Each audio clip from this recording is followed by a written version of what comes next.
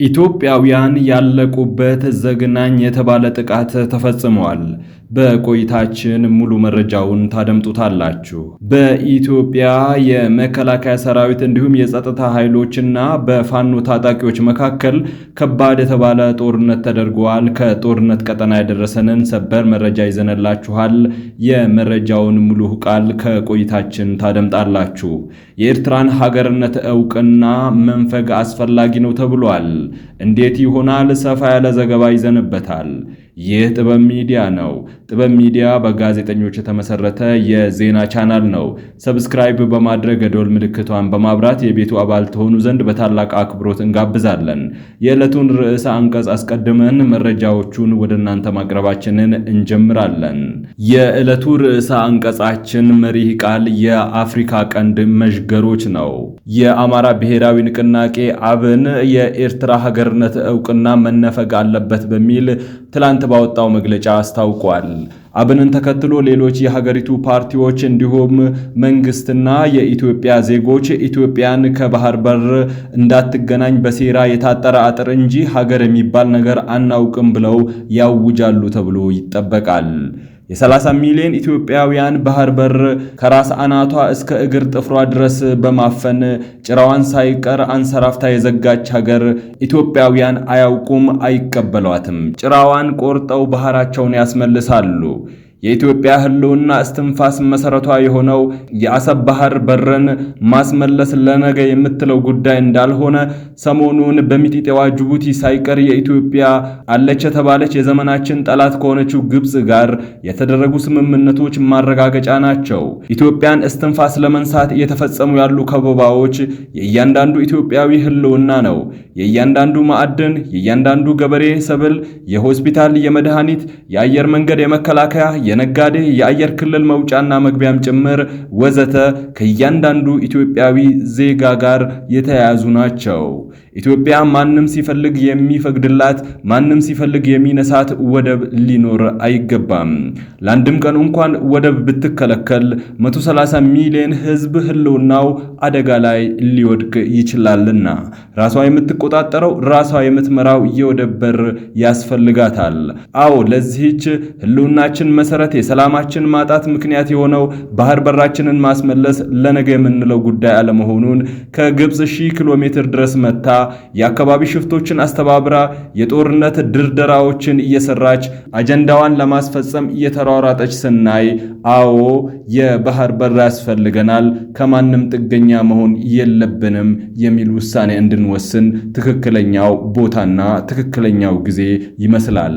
ሻዕቢያ ፈልፍላ አሳድጋ ታላቋ ሀገር ኢትዮጵያ ላይ እንዲቀልዱባት እድል የሰጠቻቸው ወያኔዎችም ቢሆኑ የአባታቸው ሻዕቢያን ፍላጎት ለማስፈጸም እዚህም እዛም እየተሯሯጡ ይገኛሉ።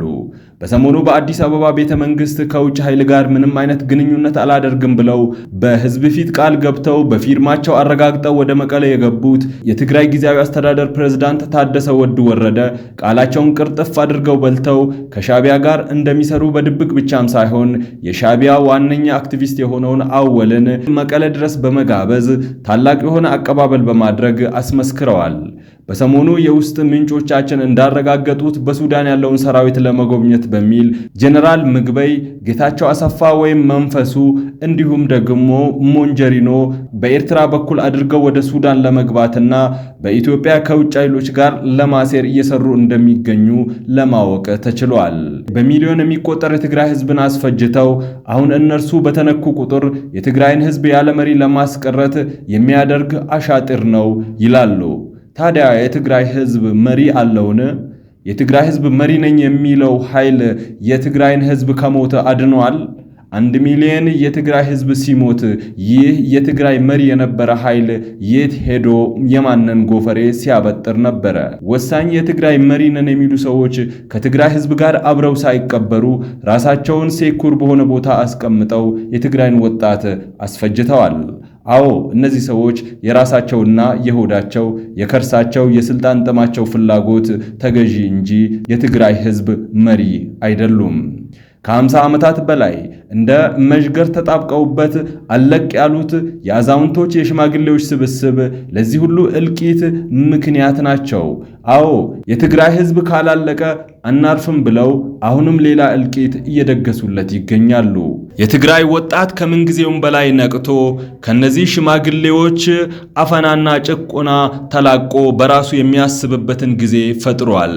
የነዚህ ሰዎች የጥፋት እንቅስቃሴን ተረድቶ ኃይል እያደራጀ ክልሉን የሚረከብበትን ሂደት የጀመረበት ጊዜ በመሆኑ የእነዚህ ሽማግሌዎች ሴራ አሟሟታቸውን ከማበላሸት የዘለለ ፋይዳ ሊኖረው አይችልም። የኢትዮጵያ ሕዝብን ሳያማክር ለኤርትራ ሄዶ የሀገርነት ዕውቅና ሰጥቶ የተወለደበት የትግራይ ሕዝብን ጨምሮ ሌላውን የኢትዮጵያ ሕዝብ መውጫ መግቢያ በር ዘግቶ ላለፉት 32 ዓመታት ሀገራችንን አፍኖ ያሰቃያት ይህ ኃይል የህወሓት የሽማግሌዎች ስብስብ ነው። የተቀረው የኢትዮጵያ ሕዝብ ወታደር ቢያዋጣም በመቶ ሺዎች የሚቆጠሩ ወጣቶቹ ቢረግፉም የትግራይ መሬት ግን የጦርነቱ ግንባር ሆኖ በሻቢያ ሰራዊት የተጨፈጨፈበት፣ የድንበር ከተሞቹ በጀት ተደብድበው ንጹሃን እንደ ቅጠል ረገፉበት፣ የ1992ቱን ጦርነት በድል ሊቋጭ ሲል ሰራዊቱ አስመራ ገብቶ የኢሳያስን ላንቃ ለመቆለፍ በተቃረበበት ጊዜ እነዚህ የህወሓት ሰዎች ናቸው አባታቸው ኢሳያስን ለማትረፍ ሰራዊቱ ድሉን ከጫፍ ሳያደርስ እንዲመለስ ትዕዛዝ ሰጥተው የትግራይንና የኢትዮጵያን ሕዝብ ሰቆቃ ያራዘሙት። አንድ ጊዜ ከኢትዮ ፎረሙ ያየሰው ሽመልስ ጋር ቃለ መጠይቅ ያደረጉት የህወሓት ዋነኛው የሴራ ጠንሳሽና ማዕከል የሆኑት አቦይ ስብሃት ነጋ ኤርትራውያን እምቢ ቢሉንም እኛ በግድ ሂዱ ብለን ሀገር እናደርጋቸው ነበር ሲሉ ተናግረዋል። ኢትዮጵያ የባህር በር አልባ እንድትሆን የፈለጉት ሻቢያዎች ሳይሆኑ ህወሓቶች መሆናቸውን ፍንትው አድርገው ያሳዩበትም ነው።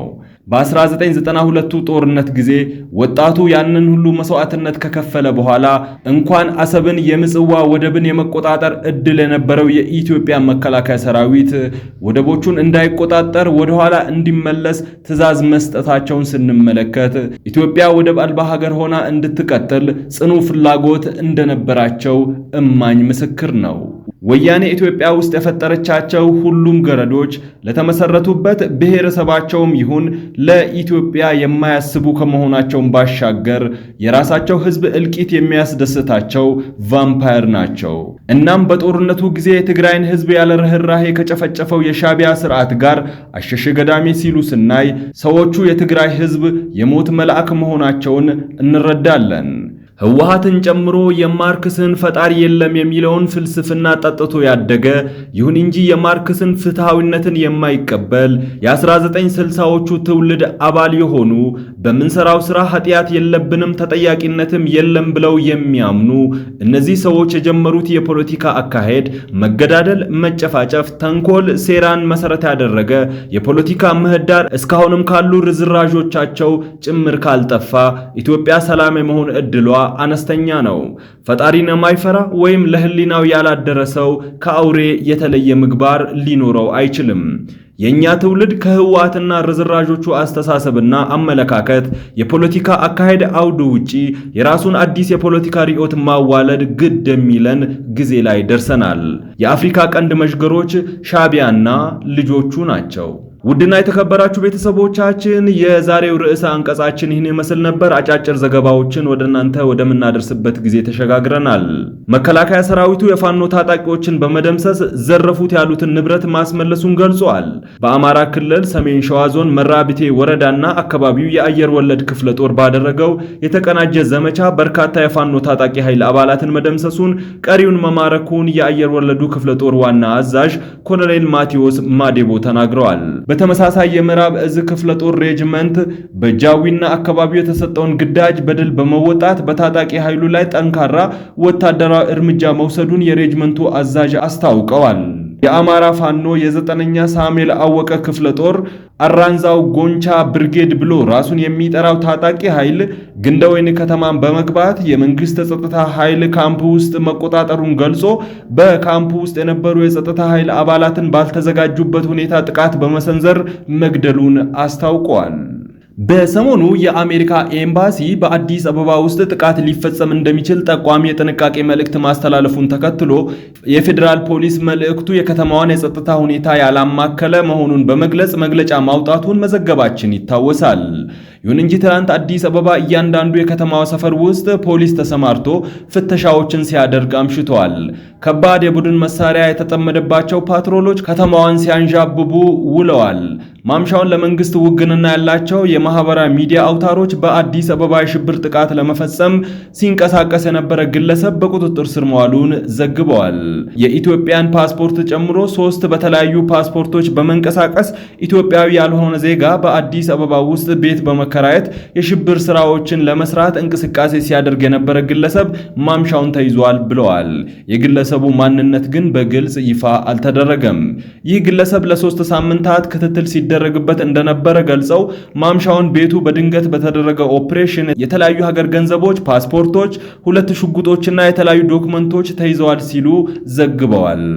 አሜሪካ በየመን በፈጸመችው ድብደባ በርካታ ኢትዮጵያውያን ሞቱ። አሜሪካ በፈጸመችው ድብደባ አብዛኛው ኢትዮጵያዊ የሆኑ ከ68 በላይ ስደተኞች መግደሏን ኒውዮርክ ታይምስ ዘግቧል።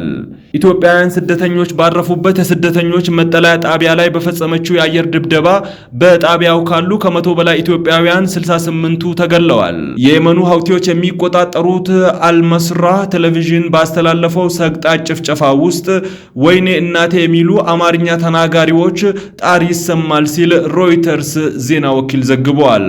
ሮይተርስ ጭፍጨፋውን አስመልክቶ የአሜሪካ ባለስልጣናትን ያነጋገረ ቢሆንም አሜሪካ ለየትኛውም አካል ድብደባ ላይ ማብራሪያ አልሰጥም ብላለች። የኛ ኢትዮጵያውያን እጣ ፋንታ ይህ መሆኑ በጣም ያሳዝናል። ከቀናት በፊት በቀይ ባህርም በመቶዎች የሚቆጠሩ ኢትዮጵያውያን ሰምጠው ያለቁ ሲሆን ዛሬ ደግሞ አሜሪካ 68 ኢትዮጵያውያንን ጨርሳለች። ለቤተሰቦቻቸው፣ ለወዳጅ ዘመዶቻቸው ጥበብ ሚዲያ መጽናናትን ይመኛል።